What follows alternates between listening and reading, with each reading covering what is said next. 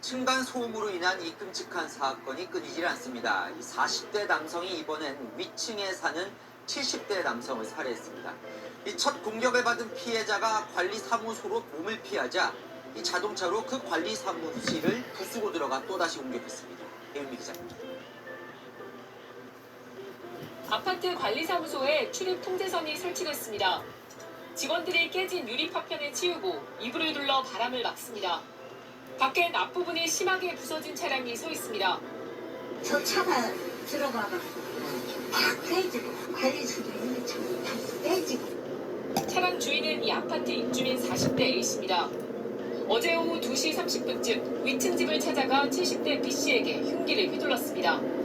윗집에서 난방 공사를 하고 있었는데 시끄럽다는 이유였습니다. B씨는 관리사무소로 몸을 피했고 직원들이 문을 잠그자 A씨는 차를 몰고 관리사무소에 돌진한 뒤 또 흉기를 휘둘렀습니다. 심정지 상태로 병원에 옮겨진 B씨는 숨졌고 A씨는 현장에서 붙잡혔습니다. 임대주택에 거주하는 이들은 평소에도 층간소음 문제로 갈등을 빚어왔습니다. 지난 10월과 지난달에도 층간소음 관련 112 신고가 있었던 걸로 파악됐습니다. 관리사무소는 A씨 집을 옮기기로 하고 절차를 진행 중이었지만 참변을 막지 못했습니다. 자주 쫓아 올라가고 경찰 어제는 보이다 공사하면서 뒤에서 칼차고 오는 거야. 경찰은 A씨에 대해 살인과 특수재물 손괴 등 혐의로 구속영장을 신청할 예정입니다. 채널A 뉴스 배윤입니다.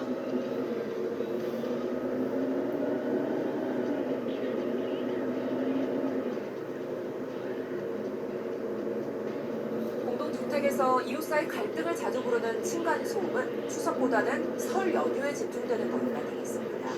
겨울철이라 실내에서 보내는 시간이 더 많기 때문으로 추정됩니다. 정현우 기자입니다. 층간소음은 이웃 간 갈등을 가장 흔하게 부르는 원인입니다.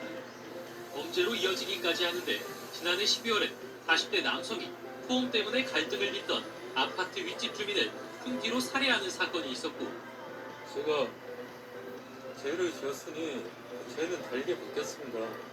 지난해 4월 서울 봉천동 아파트에 불을 질러 다수의 인명피해를 내고 본인도 숨진 60대 남성 역시 소음으로 이웃과 자주 다퉜던 것으로 조사됐습니다. 한국환경공단에서 운영하는 층간소음 이웃사이 센터에 지난 2023년부터 3년 동안 관련 상담 10만 건이 접수돼 매년 3만 건이 넘어가는 추세입니다. 가족 친지가 모이는 연휴도 예외는 아닌데 추석보다는 설에 민원이 집중되는 경향이 나타났습니다. 지난 2023년 연휴 직후 일주일간 접수된 층간소음 민원을 비교해보면 설 이후엔 1200건이 접수됐는데 연휴가 이틀 더 길었던 추석 이후 소음 관련 신고는 600여 건으로 절반에 그쳤습니다. 2024-25년 역시 설 연휴 이후 들어온 층간소음 관련 민원이 추석 연휴 이후에 1.8배, 1.2배 정도로 집계됩니다. 설 연휴는 추운 겨울철을 맞이하는 만큼 가족과 친지들이 바깥보다는 실내에 머무는 시간이 길어 이러한 흐름이 이어진다는 분석이 나옵니다. 층간소음으로 이웃 간 심각한 물리적 갈등까지 빚어지는 상황에도 정부와 지자체의 개입이 부족하다는 지적은 계속되고 있습니다. 현재 층간소음위원회가 700세대 이상 공동주택에만 설치돼 있고 조정에 따른 의무도 없는 상황인 만큼 정부나 지자체가 적극적으로 중재할 수 있게 개선이 필요하다는 목소리도 나옵니다. YTN 청입니다.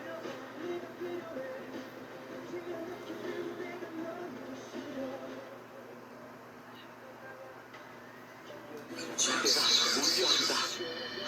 옥수수를 훔치러 온 게 틀림없어. 걱정하지 마.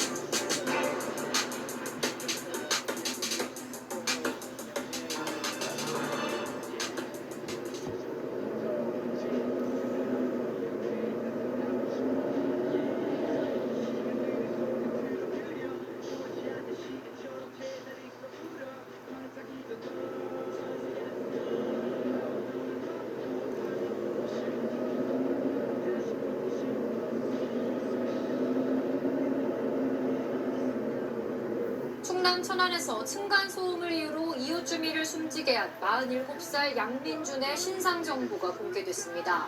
경찰은 범행 수법이 잔혹하고 피해가 중대한 점을 고려해 신상 공개를 결정했습니다. TJB 김소영 기자입니다.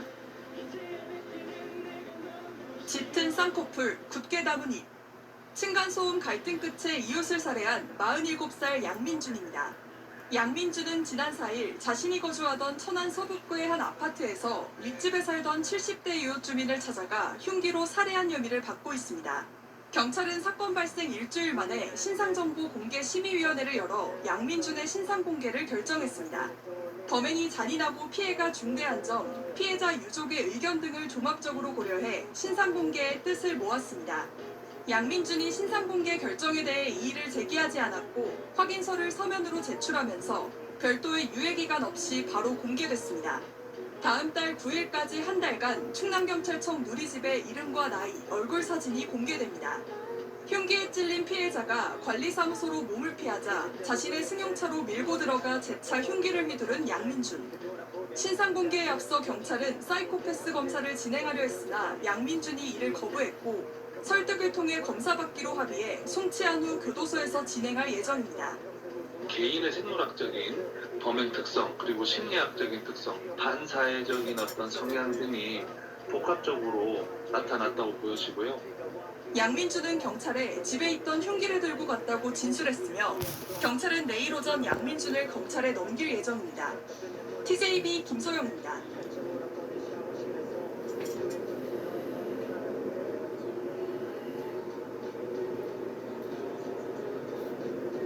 생활 속 다양한 사례를 통해 법 상식을 알기 쉽게 전해드리는 3분 법률 이지혜 변호사입니다.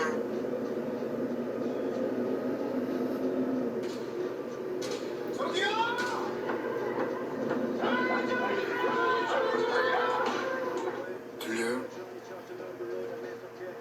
아무리 말해도 조심해주지 않으니 나를 미치게서 죽이려는 게 틀림없습니다.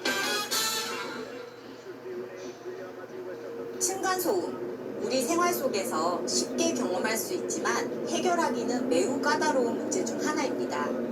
최근에는 이웃 간 다툼을 넘어 범죄로 이어지는 사례가 늘어나고 있습니다. 먼저 층간소음 해결의 첫 단계는 아파트 관리사무소에 알리는 것입니다.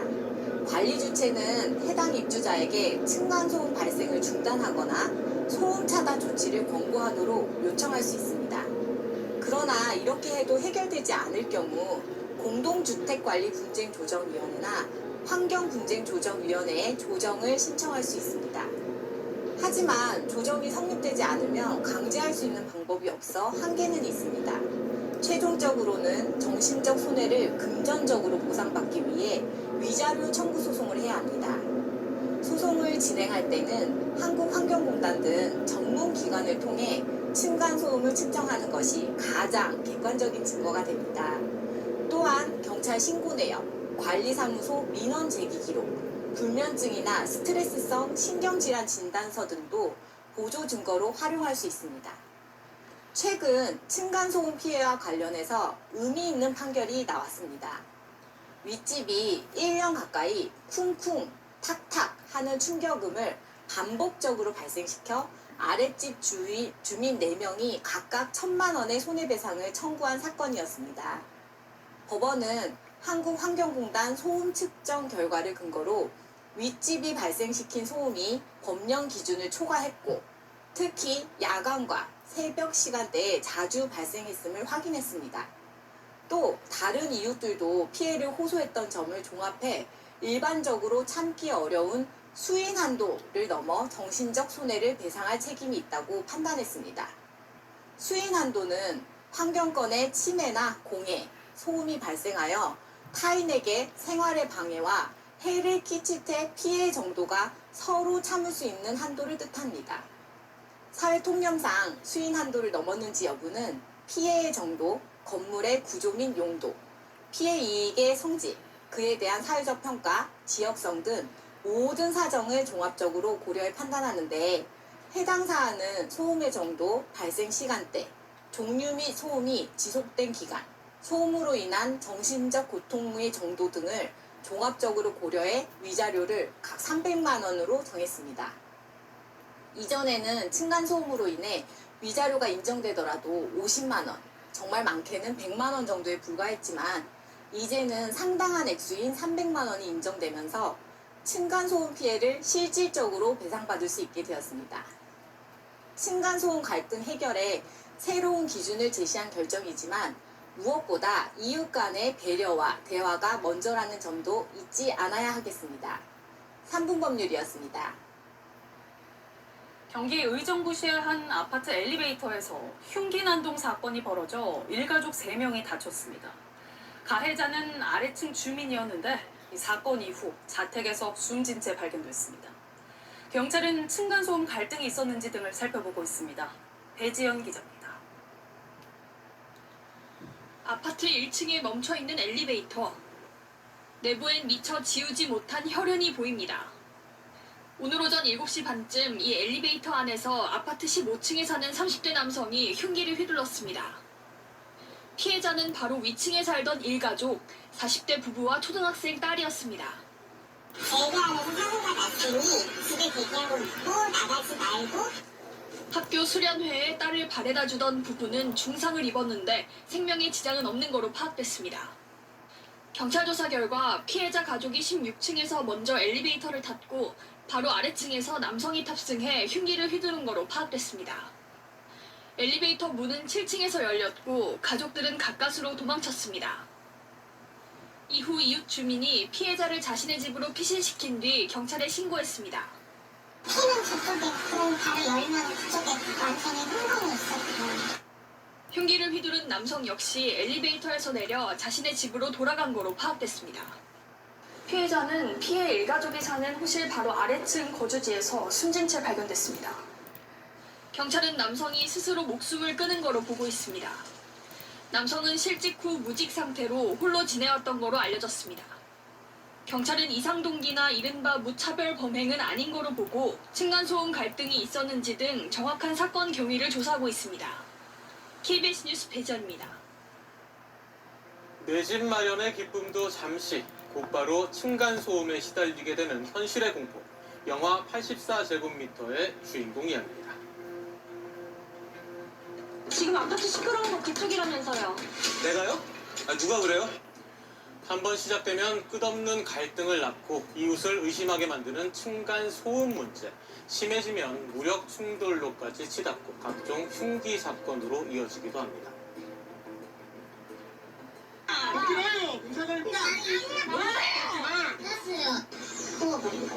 저는 이제 삐명 소리 듣고 때리면서 생각을 비워두는 게 출근 전 나만의 아침 루틴. 특히 일가 친척이 모이는 명절이면 소음은 더 커지고 갈등도 배가 되는데요. 지난 2013년 설 연휴엔 7명 대가족이 모인 자리가 참극으로 변했습니다. 설을 하루 앞두고 끔찍한 사건이 발생했습니다. 아버지 집을 방문한 형제가 소음에 항의하는 주민과 다투다 흉기에 찔려 숨진 건데요. 지난해 추석에도 층간소음 때문에 6살과 13살 아이들을 위협한 이웃이 있었죠. 실제로 최근 3년간 추석 연휴 직전 일주일 동안 평균 148건이던 층간소음 전화 상담 건수는 연휴 직후 평균 180건으로 늘었습니다. 더군다나 연휴에는 아파트 관리 인력이 줄고 지자체 민원 상담실도 쉬는 경우가 많아 당사자 간 직접 충돌은 더 커집니다. 이거 매트 깔았다고 또 한번 어떤지 좀 지켜봐 달라고 말씀드렸더니 그 이후로는 더 좀 괜찮다고 얘기해 주셨어요. 명절에 일가족이 모인다면 아랫집에 미리 양해를 구하고 거실엔 매트나 카펫을 깔아두는 게 좋습니다. 어린아이들이 놀러 온다면 2cm 이상 두꺼운 매트나 쿠션 슬리퍼 등을 준비하는 것도 방법이겠죠. 환경부도 이번 연휴를 맞아 전국 아파트에 예방 포스터를 배포하고 온라인 민원 창구를 운영하는 등 특별 대책에 나섰습니다. 소음이 크면 우리 이웃에게는 큰 고통이 될 수 있다는 점을 이해하시고 지혜와 배려 부탁드려요. 더도 말고 덜도 말고 한가위만 같아라. 풍요와 나눔의 정신처럼 이웃을 배려하는 작은 마음이 모인다면 모두가 넉넉한 한가위를 보낼 수 있지 않을까요? 층간소음에 시달리다 찾아온 이웃에게 뜨거운 식용유를 끼얹은 60대 남성이 체포됐습니다. 피해자는 온몸에 3도 화상을 입고 병원 치료를 받고 있는데 경찰은 가해자를 현행범으로 체포해 구속영장을 신청했습니다. 보도에 한솔 기자입니다. 한적한 주택가에 순찰차가 들어서고 경찰들이 다급히 건물 안으로 뛰어갑니다. 뒤따라 도착한 구급차에 상의를 벗은 남성이 오릅니다. 뭘 뿌렸나를 몰라도요. 살까지 화가 나더라고. 지난 5일 오후 6시쯤 대전의 한 빌라 3층에서 60대 남성 A씨가 바로 위층 주민에게 끓는 식용유를 냄비째 끼얹어 목과 팔, 몸통 등 전신에 3도 화상을 입혔습니다. 반년 가까이 층간소음에 시달리던 피해자는 사건 당일에도 쿵쿵거리는 소리에 아랫집을 찾았다가 봉변을 당한 것으로 알려졌습니다. 따진 것도 아니었어요. 어르신 혹시나 뭐 문이나 이런 데 고장난 게 있으신가요? 좀 도와드릴까요? 그랬는데 이제 부어버린 거예요. 저는 이제 삐명 소리를 듣고 당시 A씨는 이를 지켜보던 또 다른 이웃을 욕을 하며 협박한 뒤에야 경찰의 현행범으로 체포됐습니다. 이웃 주민들은 평소에도 밤낮 없이 들려오는 층간소음에 시달렸다고 말합니다. 큰 목소리 나오고 뭐라고 얘기할 수가 부러네요 솔직히. A씨는 경찰 조사에서 평소 층간소음으로 다툼이 있었고 요리하던 중 화가 나 홧김에 범행을 저질렀다고 진술한 것으로 알려졌습니다. 경찰은 A씨의 집에서 문구용 칼과 목공용 톱을 증거물로 확보하고 특수상해와 특수협박 혐의 등으로 구속영장을 신청했습니다. KBS 뉴스 한솔입니다. 어제 7명의 사상자가 나온 서울 봉천동 아파트 화재 현장입니다. 경찰이 현장에서 숨진 방화 용의자의 범행 동기를 수사 중인데요. 층간소음으로 인한 보복 범죄 가능성이 제기되고 있습니다. 한 남성이 불길이 치솟는 농약 살포기를 들고 서 있습니다. 농약 살포기에 기름을 넣어 화염 방사기로 개조한 후 자신이 거주하던 주택가와 인근 아파트에 불을 지른 건데요. 지난해까지 이 남성은 불을 지른 아파트 4층의 아래층에 살면서 층간소음 등으로 여러 차례 갈등을 빚었던 것으로 파악됐습니다. 층간소음으로 인한 보복성 강력 범죄 매년 반복되고 있죠. 지난해 1월 SUV 차 한 대가 경찰을 따돌리고 달아납니다. 하지만 결국 도로를 막아선 경찰차와 정면으로 부딪히죠. 경찰에 잡힌 운전자 층간소음 갈등 끝에 이웃 여성을 살해하고 도주하던 피의자였습니다. 실제로 층간소음이 발단이 된 살인 등 5대 강력 범죄는 2016년 11건에서 2021년 110건으로 10배가량 급증했습니다. 소리라는 보이지 않는 물체로 매일 맞고 있는 고통을 느낀 거랑 똑같은 경험을 하는 거예요. 그러다가 보니까 엄청난 공격성이 올라오는 거죠. 강력 범죄가 아니더라도 흉기로 협박한다거나 스토킹을 하는 등 층간소음으로 인한 범행은 해마다 늘고 있습니다. 자? 좋게 얘기라도 알아먹지를 않아. 보복 스피커 설치하고 싶다. 이 정도 소음은 고문 아니야? 더 시끄럽게 하면 드럼을 배우겠다, 전자기타를 치겠다는 등 맞대응 방법도 고민해보지만 층간소음 갈등을 해소하는 데는 큰 도움이 되지 못합니다. 오히려 종종 전해지는 다음과 같은 작은 노력들이 갈등 해결의 실마리를 제공하기도 하는데요. 한 초등학생 아이가 아파트 엘리베이터에 써붙인 편지입니다. 아랫집 주민에게 뛰고 시끄럽게 해서 죄송하다는 내용이죠. 돌아온 대답, 마음껏 뛰어도 된다는 따뜻한 답장이었습니다. 솔직한 사과와 배려, 층간소음의 갈등을 허무는 첫걸음이겠죠. 하지만 층간소음 문제를 개인 간의 갈등으로만 치부하기엔 사회적 파장이 큰 만큼 적극적으로 대책을 마련하는 게 필요해 보입니다.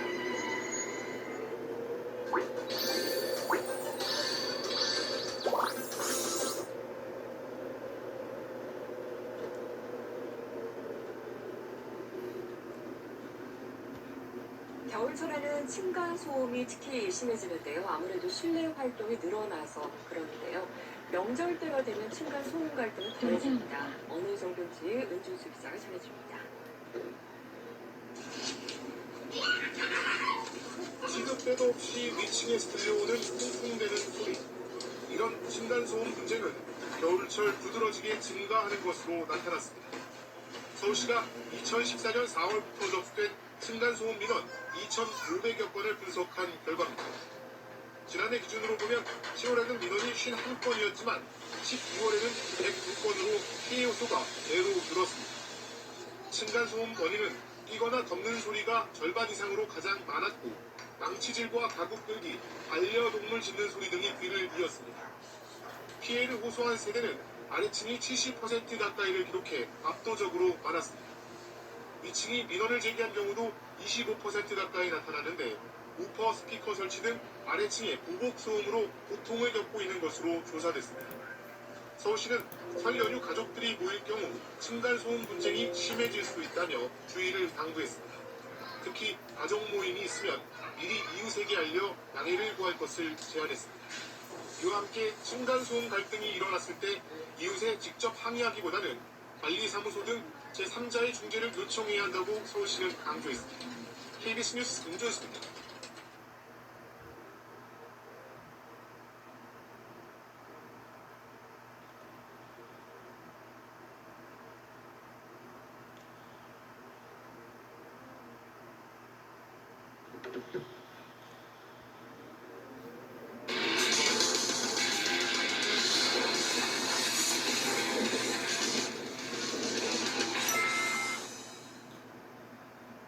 천안에서 층간소음 갈등으로 이웃을 살해한 피의자 47살 양민준의 신상이 오늘 공개됐는데요.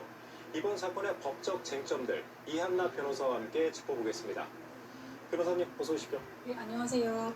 자, 지난주 천안에서 끔찍한 살인 사건이 있었습니다. 층간소음이 살인 사건으로 이어졌는데 흉기를 휘두르고요. 또 차량 돌진까지 있었어요. 이런 경우 좀 어떤 혐의가 적용되고 또 범행의 성격을 좀 어떻게 보시나요? 우선 사건 내용을 자세히 살펴보면 가해자는 흉기를 들고 피해자의 주거지에 찾아가서 피해자를 공격을 했고요. 이를 피해 관리사무소로 달아난 피해자를 쫓아서 자신의 차량을 이용해서 관리사무소 문을 부순 다음에 피해자를 다시 찾아내서 결국 사망에 이르게 한 사건입니다. 네. 이 경우 우선 피해자가 사망을 했기 때문에 형법상 살인죄를 적용할 수 있고요. 최대 사형, 무기징역, 그리고 5년 이상의 징역형에 처해질 수 있는 내용입니다. 그리고 살인죄 이외에도 차량으로 관리사무소를 들이받은 행위에 대해서는 재물손괴죄에 해당할 수가 있고요.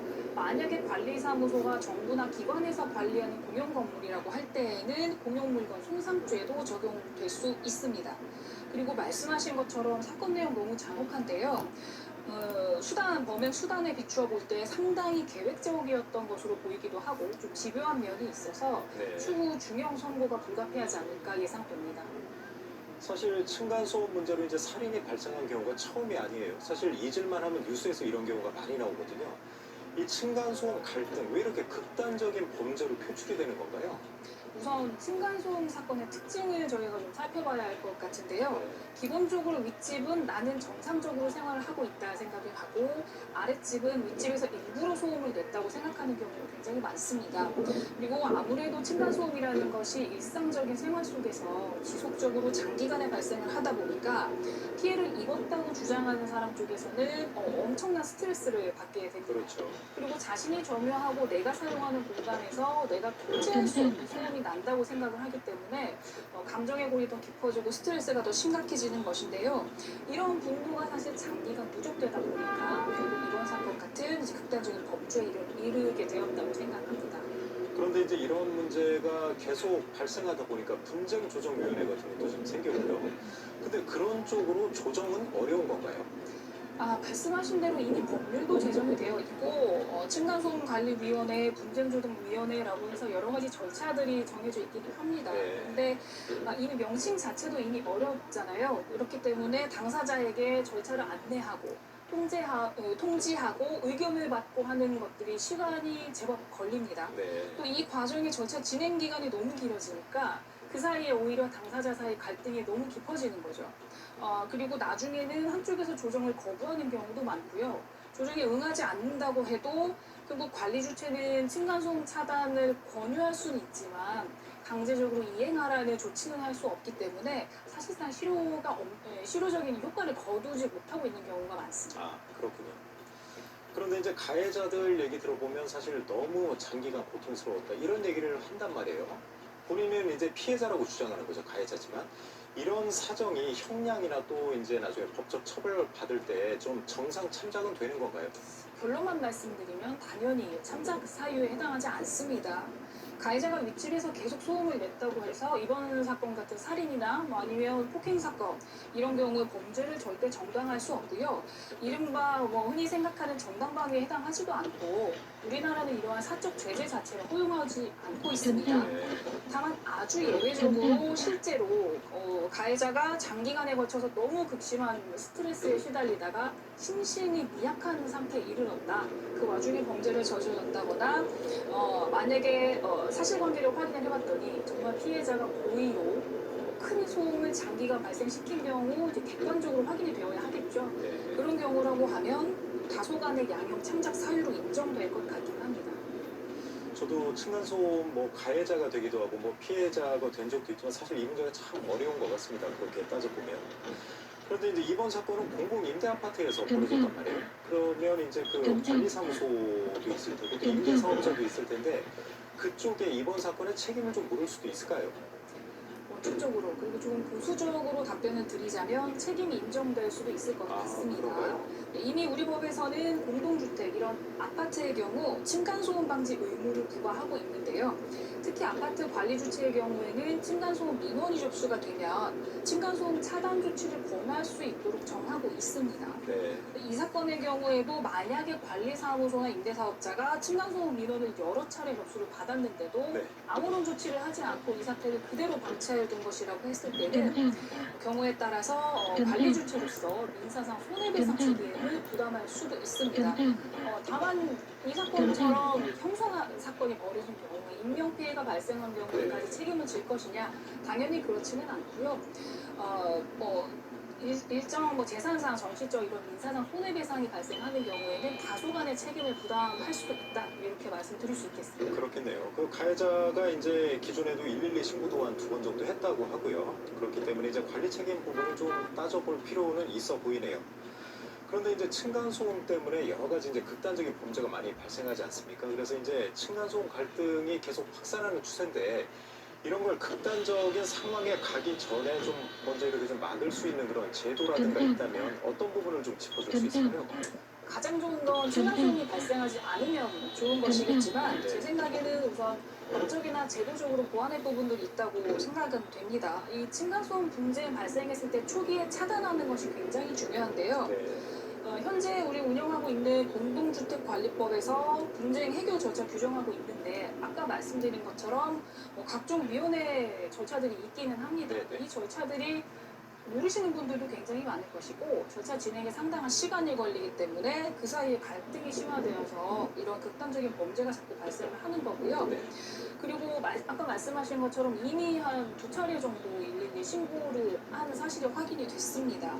출동했을 그 당시에 당사자 사이에 폭언이나 폭행이 오가고 그리고 과격한 언행이 좀 오가는 경우라고 하면 우선 이를 좀 위험 징후로 판단을 하고 관할 경찰서나 아니면 지방자치단체에서 지속적으로 모니터링을 하는 것이 좋지 않았을까 그런 생각을 해봅니다. 그렇겠네요. 마지막으로 이제 분쟁 해결 절차에서 이제 여러 가지 조정위원회가 있지 않습니까? 지금은 이제 당사자들이 거부하면 방법이 없는데 그 경우는 좀 어떻게 보완할 필요가 있지 않을까요? 이게 사실 당사자 간에 해결을 하려고 하니까 제가 오늘 오는 길에 판례들을 좀 찾아봤는데 말씀드린 이런 층간소음관리위원회나 분쟁조정위원회에서 해결이 되지 않다 보니 당사자가 소송으로 해결하는 경우가 많습니다. 그러니까 관리 주체에게 어떤 이 상황을 통제할 수 있는 권한을 조금은 부여를 해주어야 사태를 좀 막을 수 있지 않을까라는 생각이 듭니다. 네, 알겠습니다, 변호사님. 오늘 말씀 여기까지 듣겠습니다. 말씀 고맙습니다.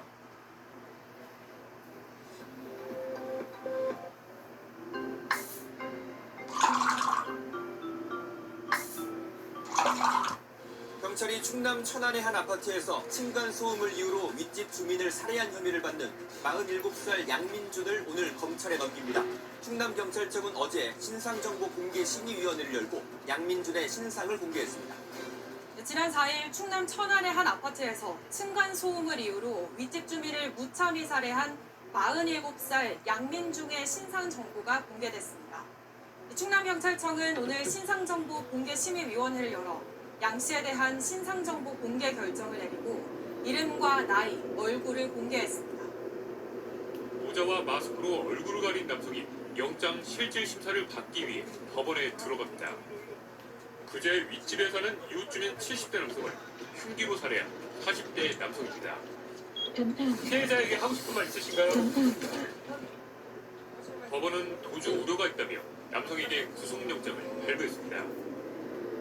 발단은 층간소음이었습니다. 사건 당일 피해 주민이 난방 분배기 공사를 시작하자 남성이 윗집에 올라가 흉기를 휘둘렀습니다. 남성은 집에서 관리사무소로 도망친 피해 주민을 끝까지 뒤쫓아와 살인을 저질렀습니다.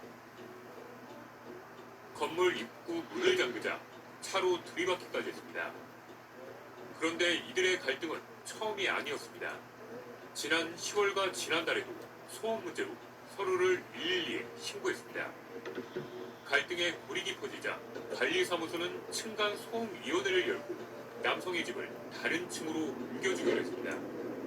층간소음 때문에 좀 싸운 것밖에 없어요. 부모수를 바꿔주기로 했는데 그 안에 사단이 난 거예요. 경찰은 남성에 대한 신상 공개 여부를 검토하는 한편 조사를 마치는 대로 검찰에 넘길 계획입니다.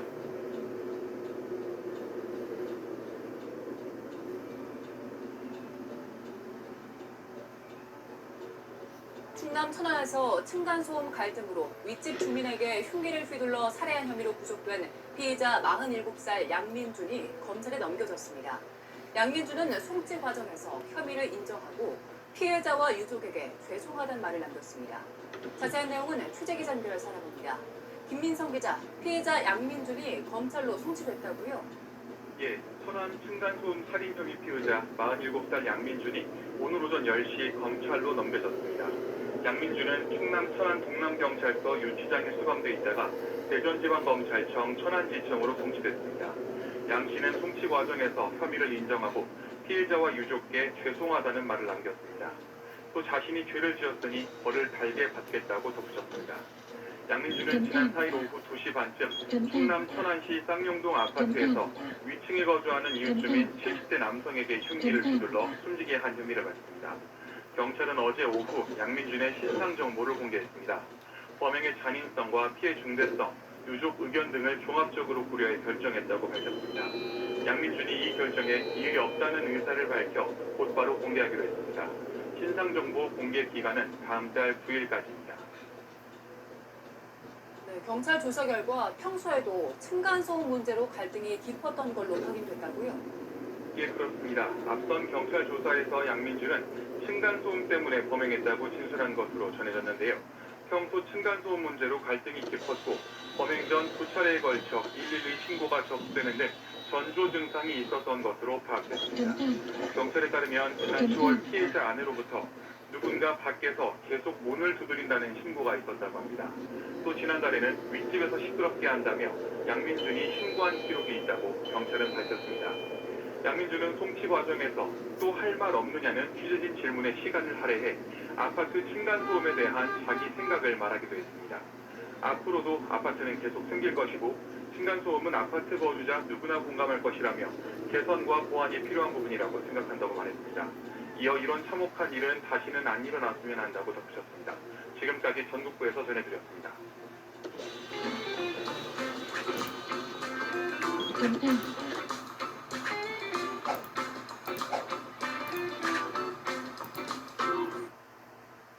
충남 천안에서 층간소음 갈등으로 윗집 주민에게 흉기를 휘둘러 살해한 혐의로 구속된 피해자 47살 양민준이 검찰에 넘겨졌습니다.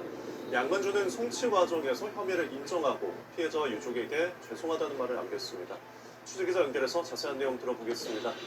김희성 기자, 피의자 양민준이 검찰로 송치됐죠? 예, 천안 층간소음 살인 혐의 피의자 47살 양민준이 오늘 오전 10시 검찰로 넘겨졌습니다. 양민준은 충남 천안 동남경찰서 유치장에 수감돼 있다가 대전지방검찰청 천안지청으로 송치됐습니다. 양 씨는 송치 과정에서 혐의를 인정하고 피해자와 유족께 죄송하다는 말을 남겼습니다. 또 자신이 죄를 지었으니 벌을 달게 받겠다고 덧붙였습니다. 양민준은 지난 4일 오후 2시 반쯤 충남 천안시 쌍용동 아파트에서 위층에 거주하는 이웃 주민 70대 남성에게 흉기를 휘둘러 숨지게 한 혐의를 받습니다. 경찰은 어제 오후 양민준의 신상 정보를 공개했습니다. 범행의 잔인성과 피해 중대성, 유족 의견 등을 종합적으로 고려해 결정했다고 밝혔습니다. 양민준이 이 결정에 이유 없다는 의사를 밝혀 곧바로 공개하기로 했습니다. 신상 정보 공개 기간은 다음 달 9일까지입니다. 경찰 조사 결과 평소에도 층간소음 문제로 갈등이 깊었던 걸로 확인됐다고요? 예, 그렇습니다. 앞선 경찰 조사에서 양민준은 층간소음으로 범행했다고 진술한 것으로 전해졌는데요. 평소 층간소음 문제로 갈등이 깊었고 범행 전 2차례에 걸쳐 112 신고가 접수되는 등 전조 증상이 있었던 것으로 파악됐습니다. 경찰에 따르면 지난 10월 피해자 아내로부터 누군가 밖에서 계속 문을 두드린다는 신고가 있었다고 합니다. 또 지난달에는 윗집에서 시끄럽게 한다며 양민준이 신고한 기록이 있다고 경찰은 밝혔습니다. 양민준은 송치 과정에서 또 할 말 없느냐는 취재진 질문에 시간을 할애해 아파트 층간소음에 대한 자기 생각을 말하기도 했습니다. 앞으로도 아파트는 계속 생길 것이고 층간소음은 아파트 거주자 누구나 공감할 것이라며 개선과 보완이 필요한 부분이라고 생각한다고 말했습니다. 이어 이런 참혹한 일은 다시는 안 일어났으면 한다고 덧붙였습니다. 지금까지 전국구에서 전해드렸습니다.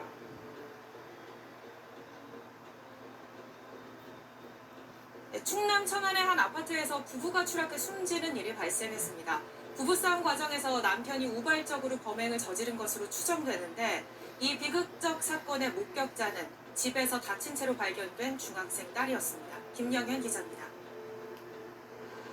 어제 오후 9시 20분쯤 충남 천안의 한 아파트에서 아빠가 엄마를 흉기로 찌르고 같이 뛰어내렸다는 신고가 119에 접수했습니다.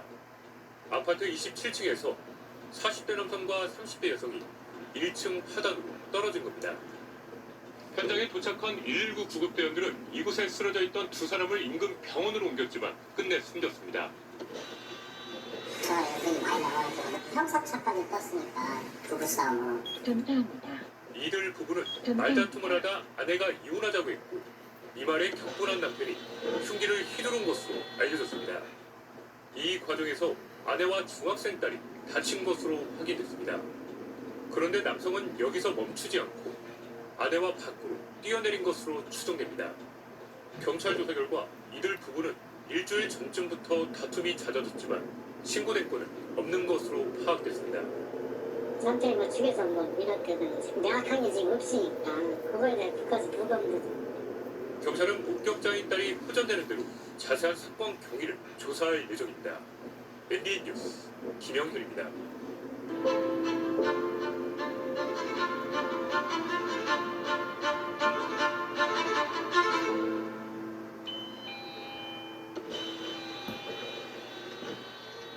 감사합니다.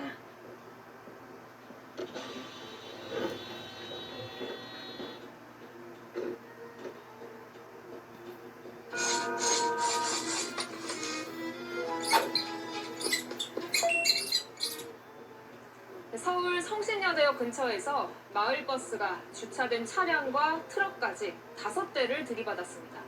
이 과정에서 주차돼 있던 트럭이 인도로 돌진하는 아찔한 상황이 벌어졌는데요. 강고인 기자가 현장 취재했습니다. 주차돼 있던 화물 트럭이 인도로 돌진합니다. 인근에 있던 시민들이 놀라 자리를 피하고 전봇대, 식당 외벽과 충돌하고 나서야 멈춰섭니다. 무슨 막 벼락치는 것처럼 막 어마어마한 게 꽉 나고 났지. 차가 이렇게 팡 터지고. 어제 오후 2시 10분쯤 서울 성북구 성신여대역 근처를 운행하던 마을버스가 운행 중이던 차량과 주차된 트럭 등 총 5대를 들이받았습니다. 트럭이 들이받은 건물은 이렇게 외벽 타일이 뜯겨져 나갔습니다. 이 사고로 60대 여성과 70대 여성 행인이 경상을 입었고 차량 6대가 파손됐습니다. 특히 주차됐던 경차는 형체를 알아볼 수 없을 정도로 반파됐는데 다행히 탑승자는 없던 것으로 파악됐습니다. 트렁크하고 뒷좌석은 아예 없었어요. 완전히 압축돼가지고. 경찰은 70대 남성 버스 운전기사를 대상으로 정확한 사고 경위를 조사 중입니다. 남성은 경찰 조사에서 뭔가를 밟았는데 차가 출발했다는 취지로 진술한 걸로 알려졌습니다. 채널A 뉴스 강보인입니다.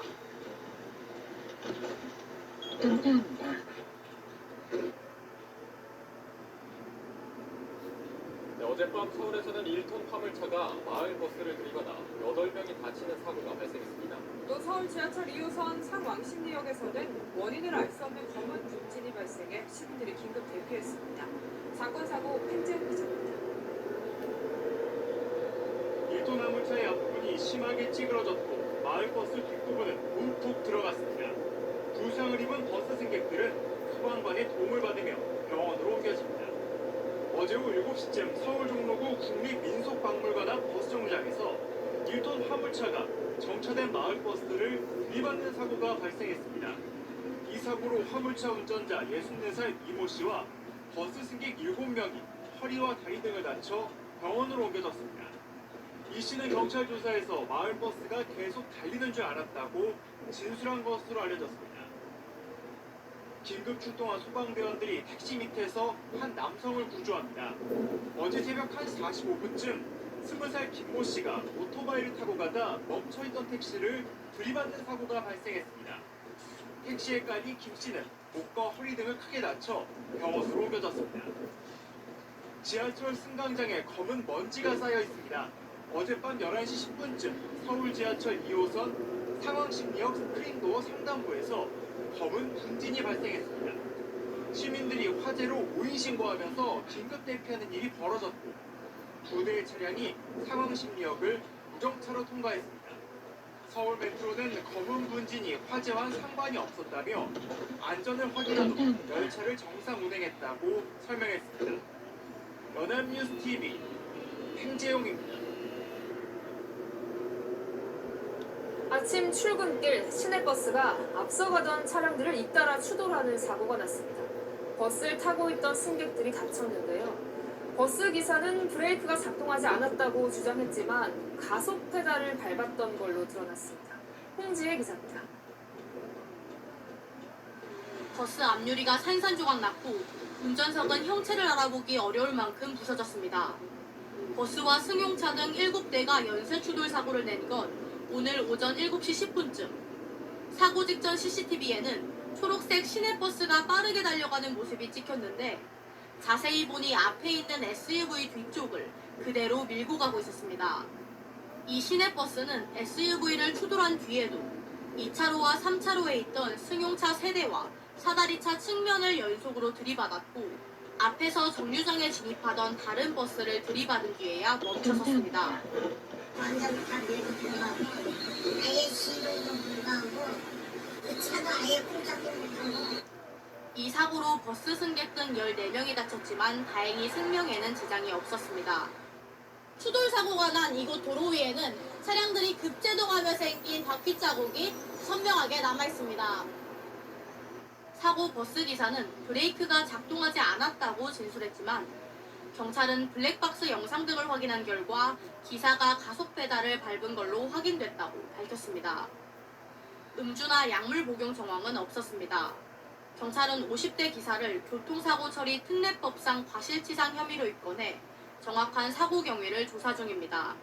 채널A 뉴스 홍지혜입니다.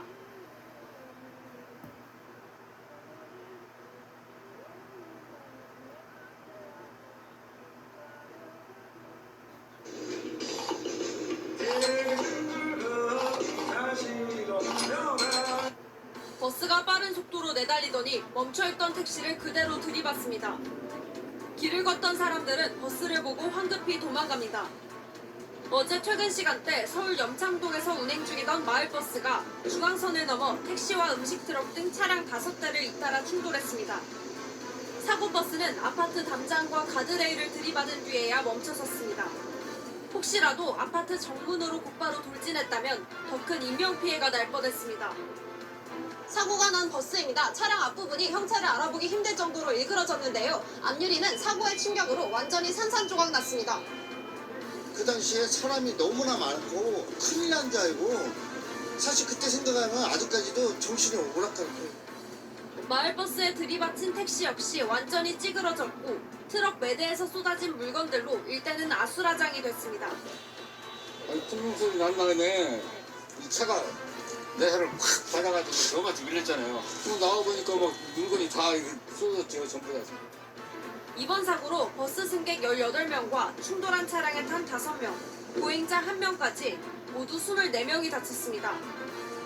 이 가운데 임산부 승객을 포함한 4명은 병원으로 옮겨졌지만 다행히 크게 다친 사람은 없었습니다. 60대 남성 버스 운전자는 급발진을 주장한 것으로 전해졌습니다. 경찰은 확보한 CCTV를 토대로 정확한 사건 경위를 조사할 방침입니다.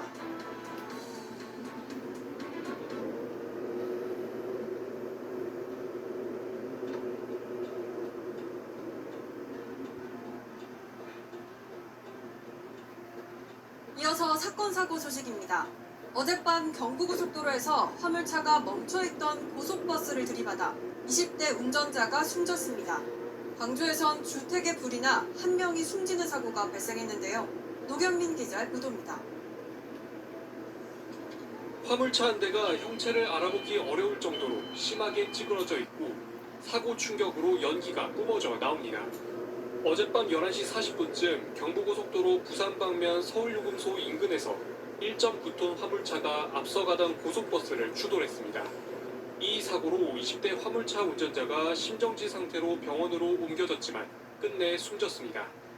사고 버스에는 모두 29명이 타고 있었는데 이 중 5명이 가벼운 부상을 입었습니다. 최초 좀 서행 중이었다가 마지막 사고 시점에서는 거의 멈춰 있었어요. 경찰은 움직일 수 없었다는 버스 기사의 진술을 토대로 차량 고장 여부 등 정확한 사고 원인을 조사하고 있습니다. 집안 천장이 뜯겨 나가고 내부가 온통 검게 그을려 있습니다. 오늘 새벽 4시 50분쯤 광주 화정동에 있는 한 다가구 주택에서 불이 나 40대 여성이 숨졌습니다. 소방당국은 세탁기에서 불이 시작된 것으로 보고 정확한 화재 원인을 조사하고 있습니다. 오늘 낮 12시 반쯤 제주의 한 도로에서 20대 여성이 몰던 렌터카가 중앙분리대 화단을 들이받고 옆으로 넘어졌습니다. 여성은 차에 갇혔다가 10여 분 만에 구조됐습니다. 경찰은 졸음운전으로 보고 정확한 사고 원인을 조사하고 있습니다. MBN 뉴스 노경민입니다.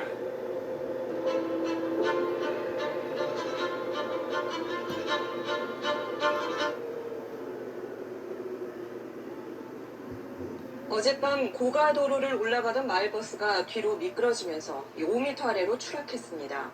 운전기사를 포함해 2명이 다쳤고 고가 아래에 있던 차량 한 대도 파손됐습니다. 손형한 기자입니다.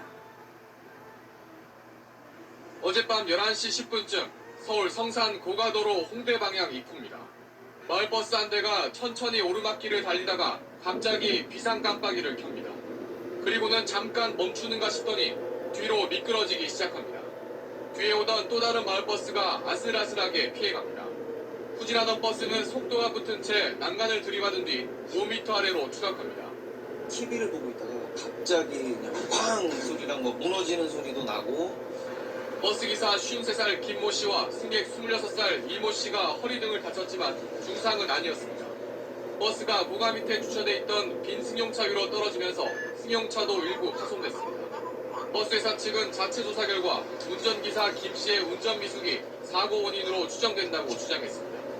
시야동사가 넓이 심장이 꺼진다니까 당황해가지고 브레이크 잡는다는 게 그걸 생각만 하고 그냥 불러버리고. 하지만 운전기사는 사고 직전 계기판 비상등이 깜빡여 비상 깜빡이를 켰다고 말했습니다. 경찰은 차량 결함에 의한 사고일 가능성도 염두에 두고 내일 운전기사 김 씨를 불러 조사할 예정입니다. SBS 손현입니다. 어제부터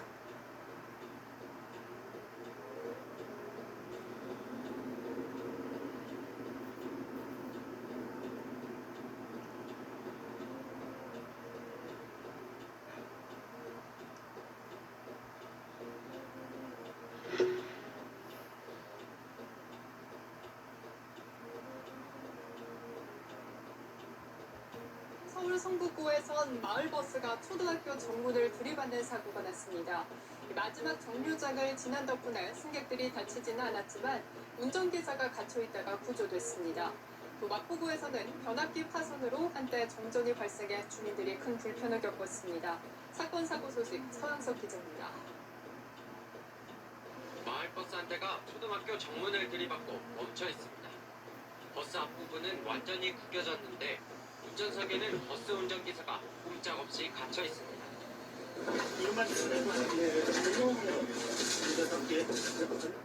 어젯밤 11시쯤 서울 성북구 기름초등학교에서 발생한 이 사고로 운전기사 74살 강모 씨가 경상을 입었습니다. 강 씨는 소방대원 출동 30여 분 만에 무사히 구조됐고 밤 늦은 시간 마지막 정류장을 지나 사고가 발생했기 때문에 다친 승객이나 학생은 없었습니다. 경찰은 강 씨를 상대로 졸음운전 여부 등의 사고 경위를 조사할 예정입니다. 어제 저녁 6시 반쯤 전북 완주군의 한 아파트에선 5층에서 불이 나 주민 20여 명이 놀라 대피했습니다. 다친 사람은 없었지만 집안이 완전히 불에 타 7천여만 원의 재산 피해가 발생했습니다. 경찰과 소방당국은 정확한 피해 규모와 화재 원인을 조사하고 있습니다. 어젯밤 9시쯤 서울 마포구의 주택가에선 정전이 발생했습니다. 주택가 오피스텔 한 동이 완전히 어둠에 잠겼고 주민들은 더운 여름밤에 불편을 겪어야 했습니다. 연합뉴스 TV 서영석입니다.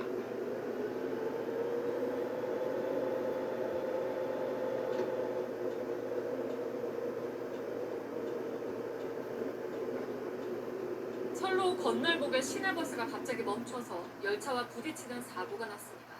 사고 직전에 승객들이 거의 내려서 크게 다친 사람은 없었습니다. 하지만 큰 사고로 이어질 뻔했습니다. 하예빈 기자입니다.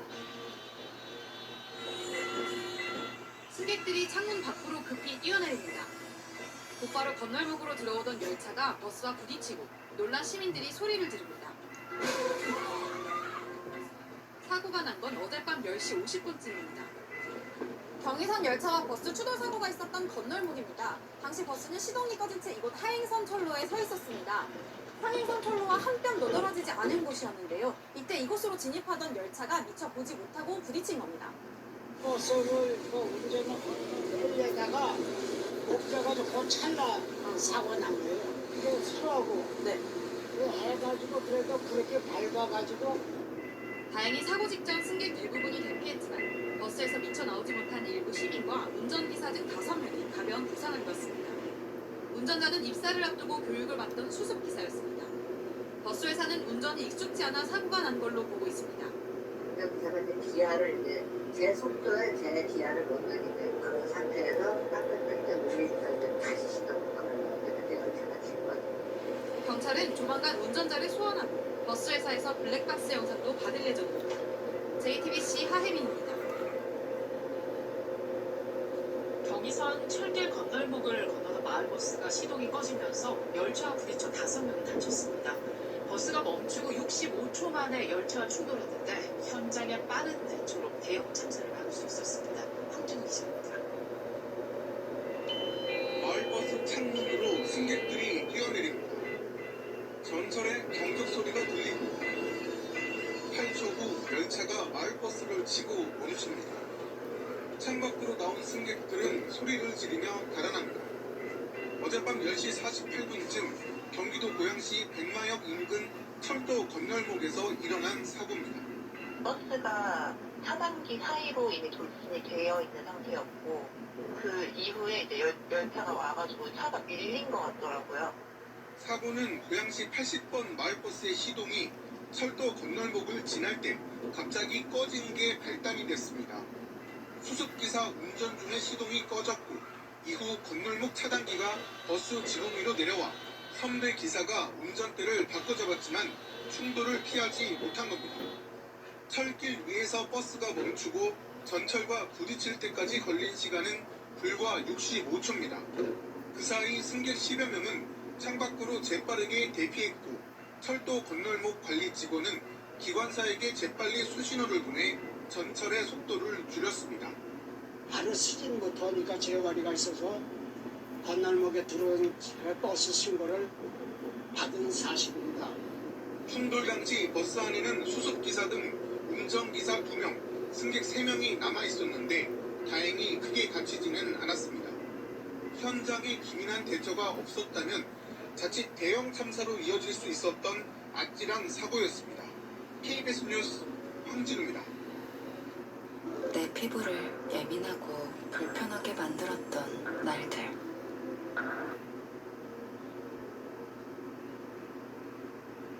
예, 다음 뉴스입니다. 울산의 한 철도 건널목에서 무궁화 열차가 승합차를 들이받았습니다.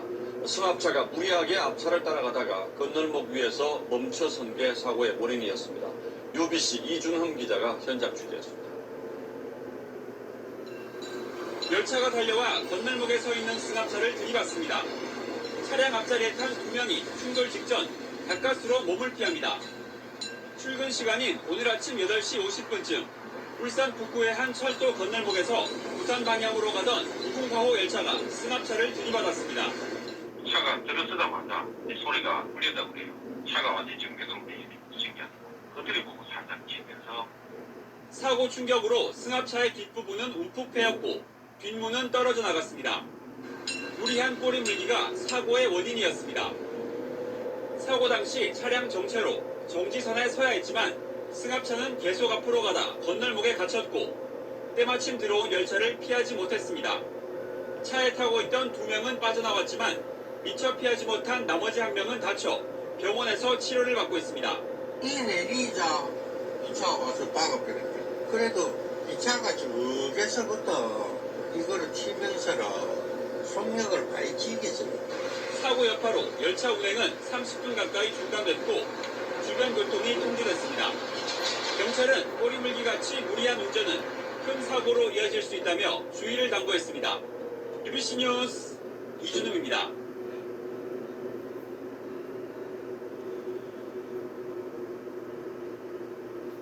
관광열차와 무궁화호 열차가 충돌한 현장에선 밤새 복구 작업이 진행됐고요. 열차 운행은 이르면 오늘 오전 중에 정상화될 듯합니다. 이 사고로 1명이 숨지고 90여 명이 다쳤습니다. 강규엽 기자. 탈선한 열차를 철로 위로 되돌려놓기 위해 대형 크레인이 동원됐습니다. 수습에 나선 기관차가 충돌한 열차를 서서히 끌어당기자 갈기갈기 찢긴 열차의 단면이 흉측하게 드러납니다. 청량리를 출발해 강릉으로 가던 무궁화호 열차와 중부 내륙권을 순환하는 관광열차가 정면 충돌한 겁니다. 이 사고로 관광열차에 타고 있던 경기도 안산시 77살 박모 씨가 숨지고 90여 명이 다쳤습니다. 갑자기 앞에 좀 기차가 찌그러지면서 먼지가 전체적으로 퍼지더라고요. 머리 세게 좀 받고 옆에 있는 친구도 크게 다치고. 충돌 사고로 이 구간 열차 운행이 전면 중단됐고 밤새 복구 작업이 이어졌습니다. 코레일 측은 이르면 오늘 오전 중에 열차 운행을 정상화할 계획이라고 밝혔습니다. 하지만 두 열차가 충돌한 정확한 원인을 규명하는 데에는 적지 않은 시일이 필요할 것으로 예상됩니다. 국토교통부는 사고 직후 중앙사고수습본부를 설치하고 위기 대응 단계 가운데 가장 높은 심각을 발령했습니다. 빨리 끝내는 것도 중요하지만은 복구를 철저하게 해서 후속 열차들이 안전하게 일을 운행할 수 있도록. 코레일 측은 또 안전사고가 일어난 데 대해 사과하고 사고 수습에 최선을 다할 것을 약속했습니다. KBS 뉴스 강규엽입니다.